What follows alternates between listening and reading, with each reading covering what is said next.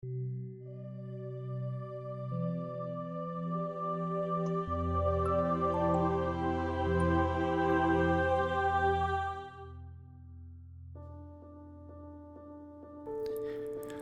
vamos voltar a falar sobre por que eu não sou católico.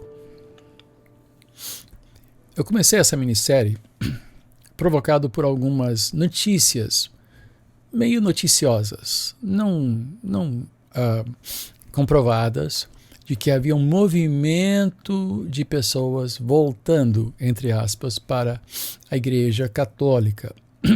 Pessoas que eram, digamos, de uma das alas protestantes, ou pentecostais, ou até presbiterianos. Até agora eu só soube de 2 ou 3. Eu não sei, não me parece ser um movimento. Mas há um questionamento entre evangélicos sobre se somos ou não membros de uma seita facciosa que abandonou os rumos de Cristo, abandonando assim Roma. Roma não é a mãe da igreja. A igreja nasceu no jardim, nasceu no início, e em Cristo que veio, nós temos essa nova dispensação da igreja, era Israel antigo, nós passamos a ser o novo Israel. Conceitos assim, bastante simples, mas que poucas pessoas parecem entender muito claramente.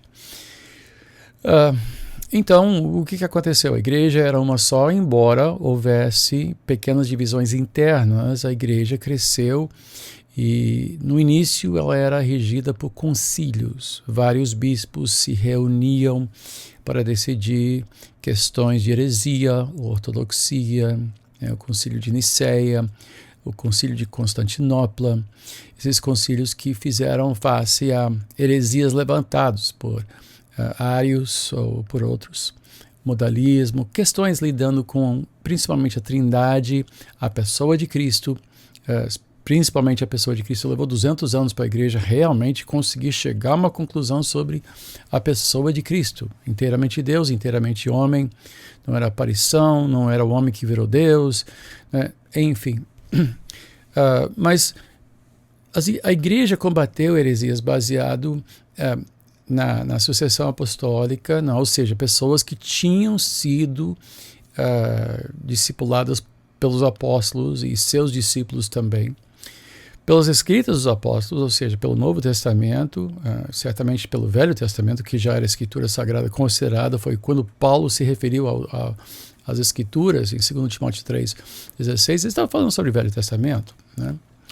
Muito embora ele tinha consciência de que ele estava falando de Deus, da parte de Deus. Até que em um certo ponto ele falou em Coríntios, ele falou, olha, agora eu vou falar da minha parte, não estou falando da parte de Deus. Ou seja, ele tinha consciência de que ele estava escrevendo as suas cartas e falando em nome de Deus.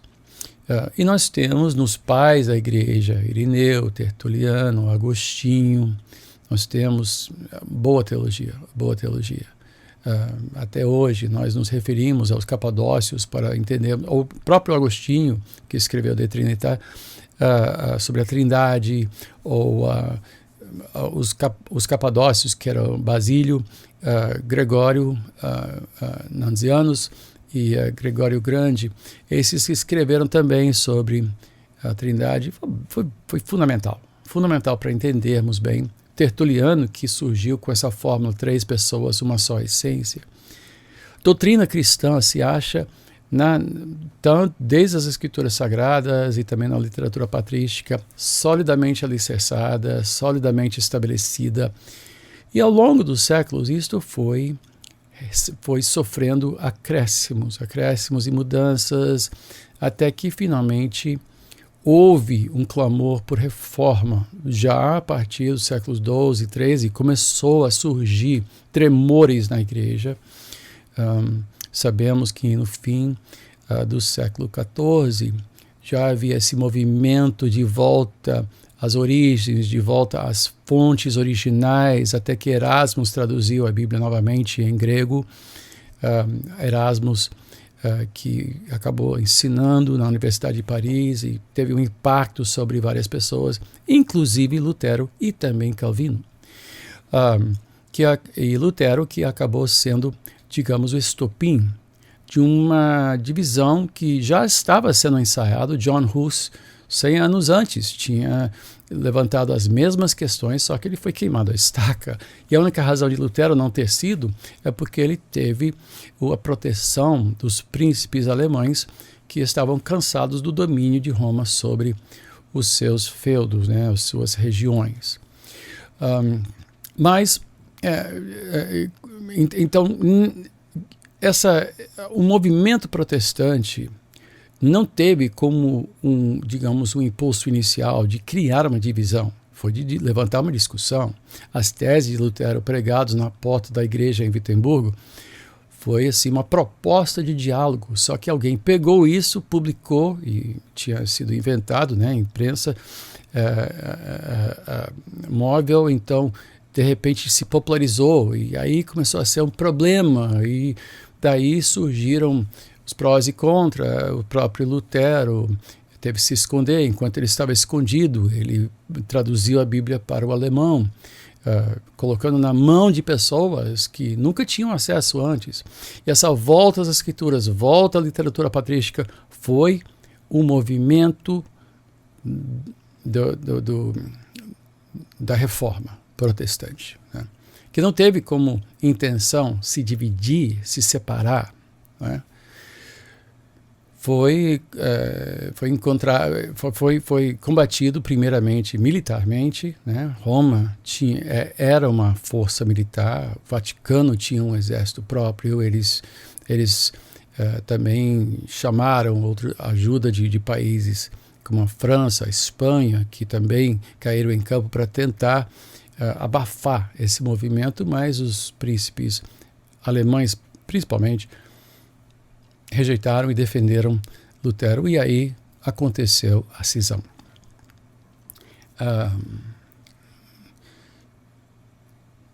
Enfim, era um movimento legítimo dentro da igreja, mas que foi expulso.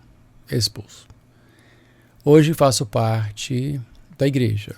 Eu tenho como parte do meu legado Agostinho, Tertuliano, Irineu, os Capadócios, o Venerável Beda, tantos outros que escreveram, que contribuíram com relatos históricos, com defesas contra heresias, com defesas da sã doutrina, até hoje.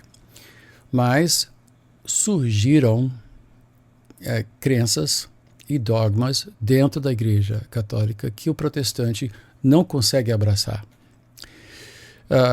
O que eu tenho tentado explicar aqui em termos bem simples, e não a título de agredir ninguém, simplesmente me explicar, são os 5 solas. Os 5 solas são as 5 afirmações que diferenciam a Igreja Protestante da Igreja Católica, não é? O sola fide, somente pela fé; sola gratia, somente pela graça; sola Christus, só em Cristo; salvação em Cristo somente; sola Scriptura, ou seja, só as Escrituras são a base de fé e de vida; e finalmente hoje, soli Deo Gloria. Toda a honra e glória são de Deus. Paulo disse em 1 Coríntios 1, versículo 30, e vou ler aqui: mas vocês são dele, em Cristo Jesus, o qual se tornou para nós, da parte de Deus, sabedoria, justiça, santificação e redenção, para que, como está escrito, aquele que se gloria, glorie-se no Senhor.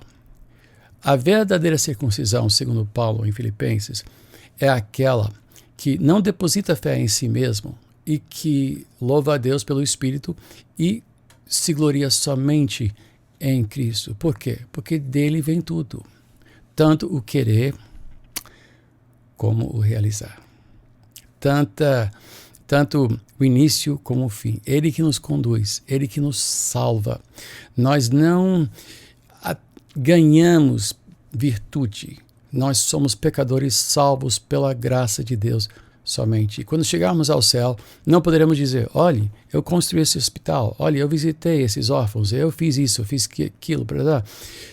Eu vou dizer: eu estou aqui pela graça de Deus. Não é por mérito qualquer meu.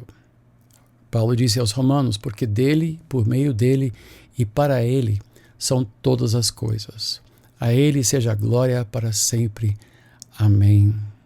E ele disse ainda aos Filipenses, voltando aos Filipenses, capítulo 2, ele disse: assim, meus amados, como vocês sempre obedeceram, não só na minha presença, porém muito mais agora na minha ausência, desenvolvam a sua salvação com temor e tremor, porque Deus é quem efetua em vocês tanto o querer como o realizar, segundo a sua boa vontade. O que nós rejeitamos como protestantes é a ideia de que há pessoas mais santas do que outras. Há pessoas que podemos canonizar porque a sua virtude ultrapassa a virtude de todos, enquanto o protestante diz, não há virtude em mim. Toda virtude, toda justiça, tudo que há de bom veio de Cristo. Eu sou um miserável pecador e de mim nada de bom vem. E por isto, toda a honra e toda a glória vão para Deus somente. Não veneramos santos do passado. Nós temos pessoas que admiramos. Admiramos Billy Graham, admiramos John Stott, admiramos Francis Schaeffer, admiramos C.S. Lewis, mas não consideramos eles como tendo sido mais santos do que nós. Eram pecadores salvos pela graça, e toda a honra e toda a glória pertence a Deus somente. Nesse sentido, não existe uma hierarquia de pessoas mais santificadas, mais próximas a Deus e que podem até servir como mediadoras de uma oração. Então, nós não oramos para São Benedito, nós não oramos para Santa Bárbara, nós não oramos para a Virgem Maria. Por quê? Porque, tal como nós, eram pecadores e a única intercessão entre nós e o Pai é o Senhor Jesus Cristo. É através dele que nós chegamos ao Pai, e a Ele toda a honra e toda a glória. Enfim, não estou aqui para debater ou brigar, só estou explicando as minhas razões. Volto a dizer, se você tiver uma pergunta, pode entrar no meu Instagram diariamente, aqui Bispo Walter, eu estou respondendo perguntas para quem desejar. E eu volto quinta-feira com uma nova edição do Religião Verdadeira. Até lá, que Deus te abençoe, Deus te guarde, e eu vou ficando por aqui. Um grande abraço.